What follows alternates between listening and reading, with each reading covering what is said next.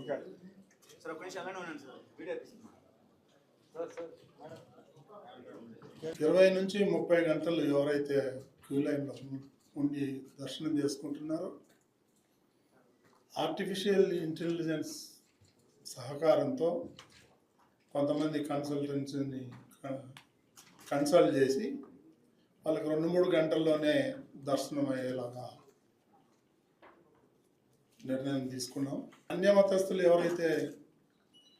టీటీడీలో పనిచేస్తున్నారో వాళ్ళకి మొట్టమొదటిసారిగా వాళ్ళని పిలిపించి వాళ్ళతో కన్సల్ట్ చేసి వాళ్ళకి విఆర్ఎస్ అయితే విఆర్ఎస్ ఇచ్చి, లేకపోతే గవర్నమెంట్తో మాట్లాడి వాళ్ళని మున్సిపాలిటీలో కానీ రెవెన్యూలో కానీ వేరే డిపార్ట్మెంట్లు ట్రాన్స్ఫర్ చేయాలని చెప్పేసి బోర్డు నిర్ణయం తీసుకుంది. ఈ